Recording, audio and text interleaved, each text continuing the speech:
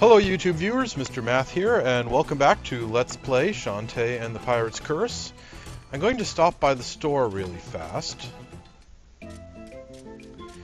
and pick up some potions. I mentioned that in the previous video.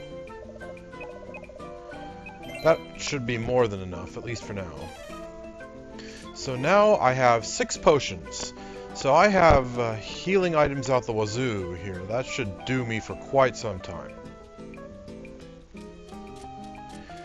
Alright, time to go to Spiderweb Island, and as I mentioned before, arachnophobes beware.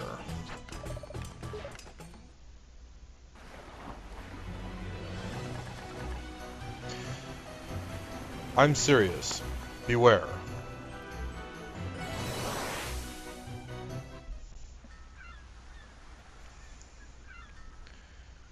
Also, if you have problems with undead or zombies, there are a lot of those here too.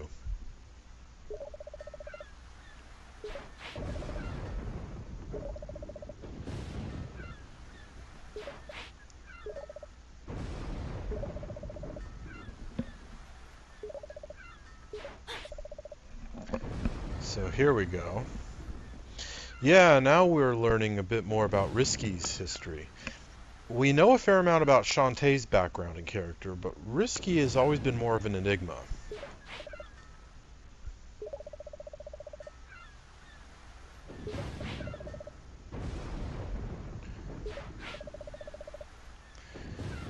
Yeah, probably a fair assessment. No, Shantae, you don't want to give back the pirate her pirate gear. She's bad enough as she is. Oh, she doesn't want it. I have to admit, that's rather suspicious.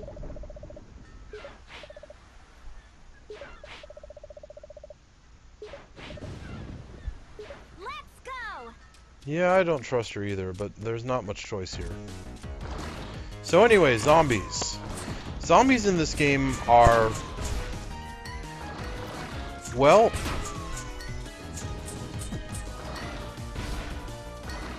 I'm really not sure what to say. There are 2 kinds of zombies in this game, the standard mindless variety and intelligent zombies.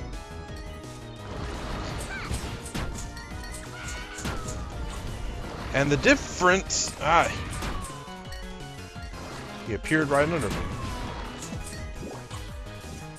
The difference, believe it or not, is that intelligent zombies drink coffee. And as long as they keep drinking coffee, they stay intelligent. But if they ever stop drinking it, they revert to the mindless variety. I'm not making that up. That's actually a fairly big plot point in the second game of the series. Yeah, this is a zombie wagon, actually. The intelligent zombies have a caravan, which shows up in the Game Boy original. And they travel around the place in wagons. And that's one of their caravan wagons. So that's a sign that we're going to meet a familiar face.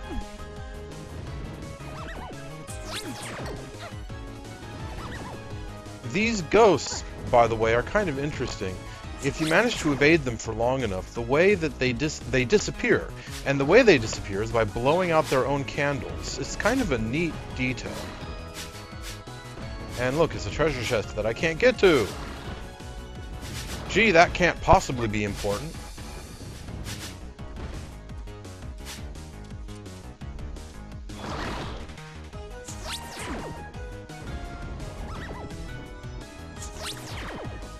And hey, it's a heart squid. Oop. I missed the branch and fell. I wonder how we're going to get to that. I guess we'll see, huh? Okay. Arachnophobes, close your eyes.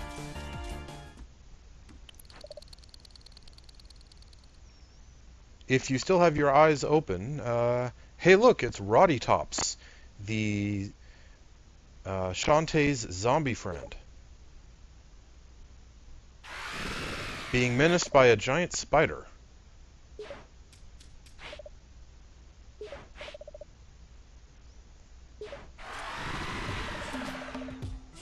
I wouldn't have thought Shantae was menacing enough to chase away a giant spider, but there you go. Yeah, what are you doing here, Roddy Tops? Okay, so, yeah. So in the second game in the series, Roddy Tops reveals that she has the ability to communicate with other zombies around the world by way of web vibration.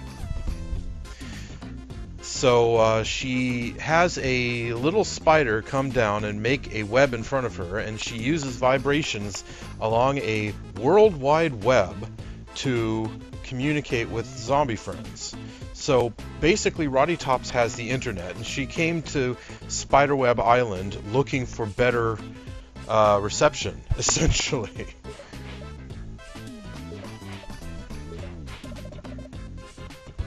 Yeah, the thing about Roddy Tops, for those of you who are not familiar with her character, she's one of the intelligent coffee-drinking zombies, but just like the mindless variety, she still likes eating people's brains. And in particular, she keeps talking about how she wants to eat Shantae's brain. She makes jokes about it a lot. And it's really difficult to tell how serious she is. So, yeah, Shantae does consider her a friend, but is not really trusting of her. With good reason. She's a pretty shady character, is Roddy Tops. Yeah, see?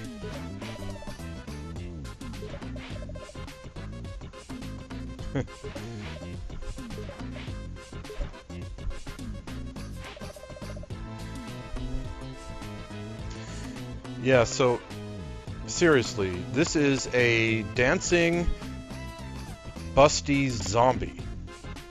There's something deeply wrong with that. And it's the kind of deeply wrong that makes me like this game.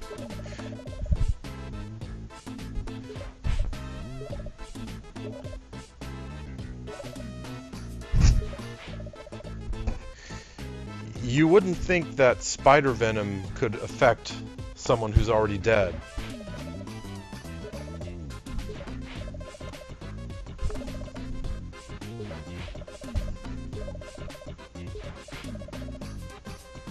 Yeah. Okay, my least favorite part of the game now.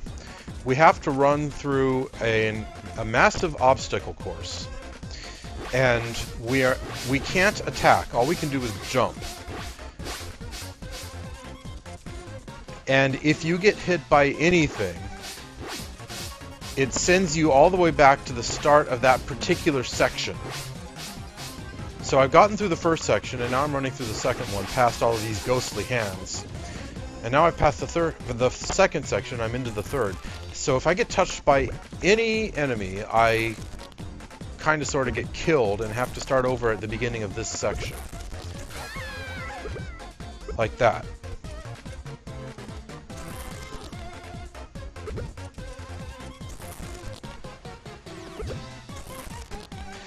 Yeah. And basically, it's a rote memorization area to know where you can jump and when you can jump and when you have to stop and when you can go. And it's basically my least favorite type of gameplay. Which is why I don't like it very much. But you only have to do it once. Oh. Phooey. I flinched.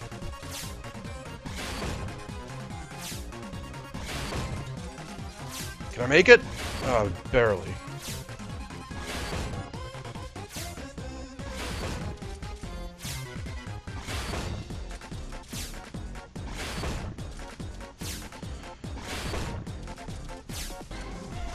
I've heard this portion of the game compared to Donkey Kong Country and a few things about Super Mario Brothers.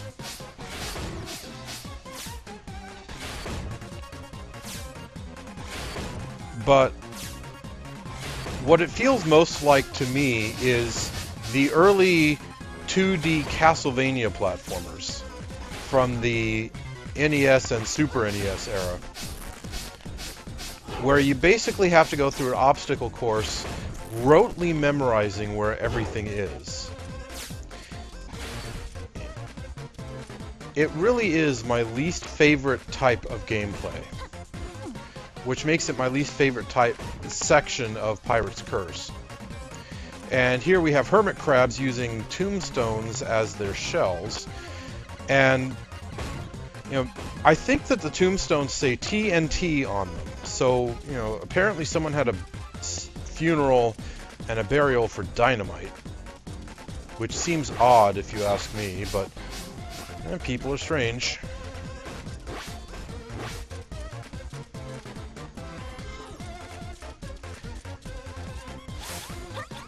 In this section, statues chase after me and try to kiss me.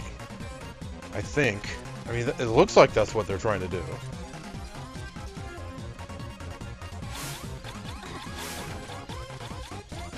They're pretty easy to outrun, though.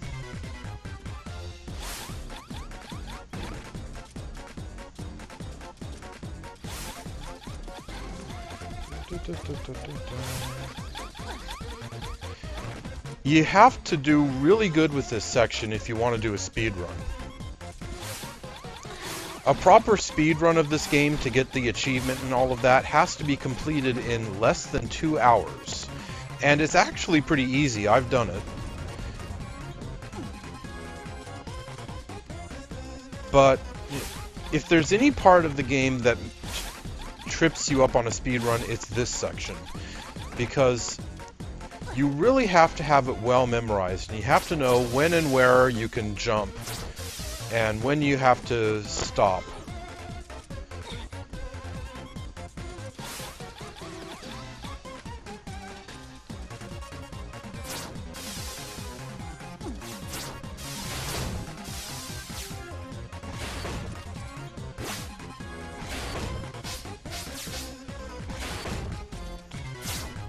I'm decent with this part. I'm decent enough that I was able to accomplish the 2-hour speedrun.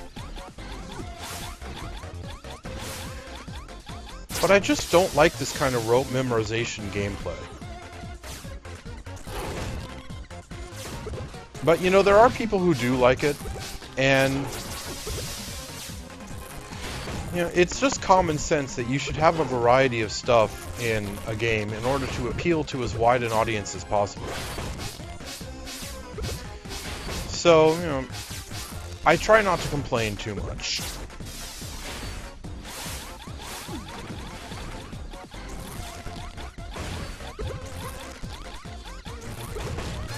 Ow! Fa!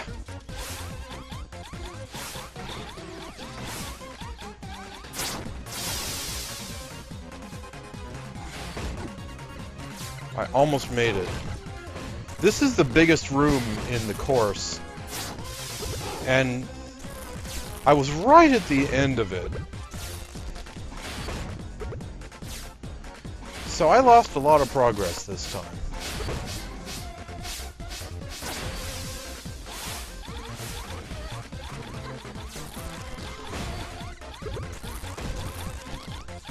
Hey, I made it. Whew. I could save here, but I just want to get through. And you can't deal with the cackle bat yet, but at least now you know where it is. And there was the dungeon.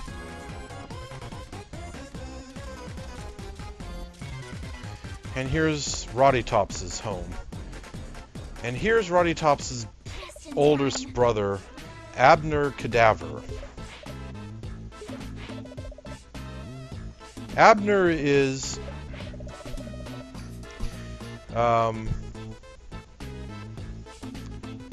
kind of I'm not sure a good word to use for him.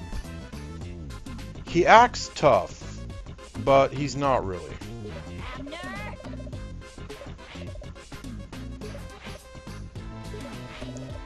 Yeah, so she was lying.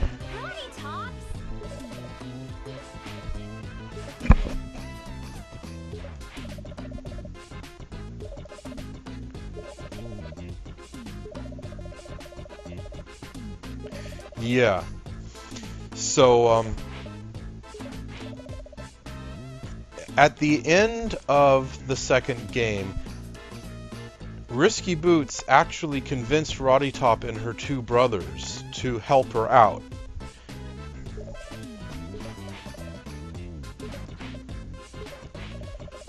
So, that's another big reason why Shantae has good call to distrust Roddy Tops, and yet she likes her.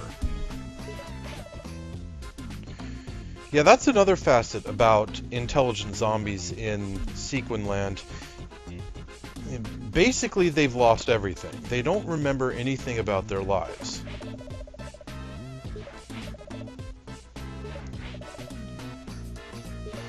So that's a parallel, you might say, between Roddy Tops and Shantae, and it could perhaps be part of the reason why Shantae feels kind of sympathetic towards Roddy Tops in spite of everything. By the way, notice that behind Shantae there's a coffee maker.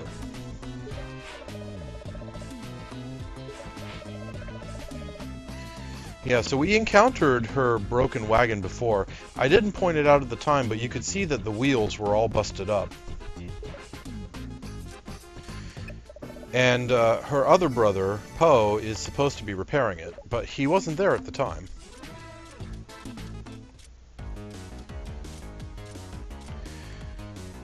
Now, it can take a while, but eventually it might occur to you to look down here. And here's Poe.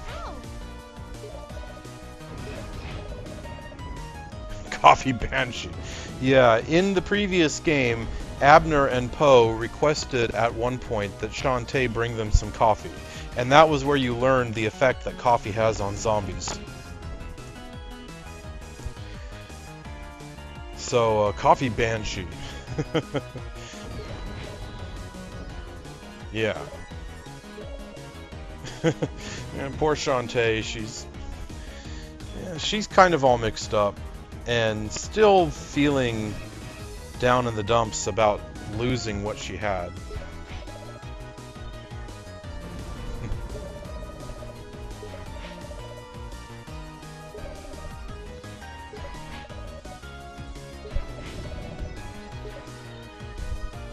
Okay, so here they are back at the wagon.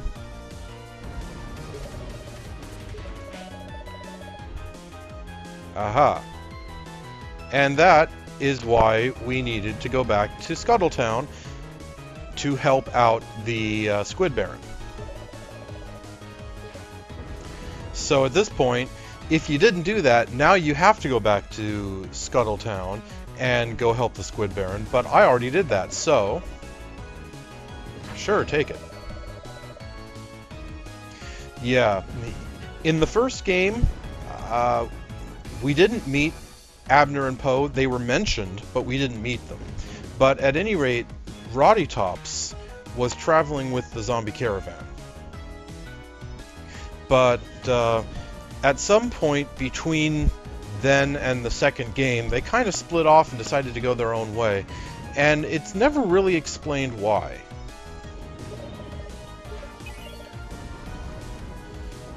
So yeah, we gave him the oil, and there we go. All up and running again. Yeah.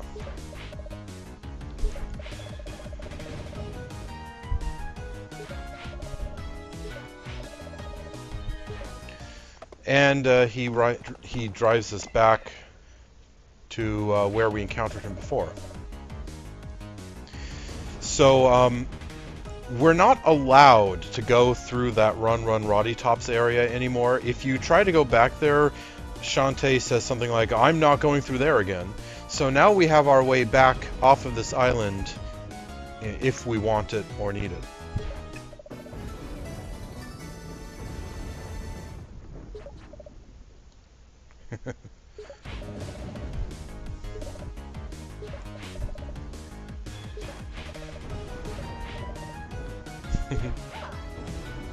Yeah. And you try to be nice, but then something like that pops up, and yeah. Anyway, this is our way through the island now. And since we found Poe, let's go back and inform his siblings.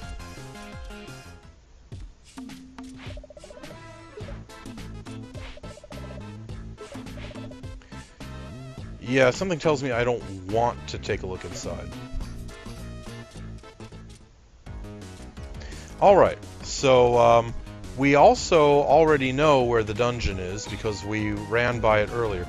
And up here, there's a cackle bat up there, but the ledge is too high to reach. And there's also a cackle bat over here, if you'll recall.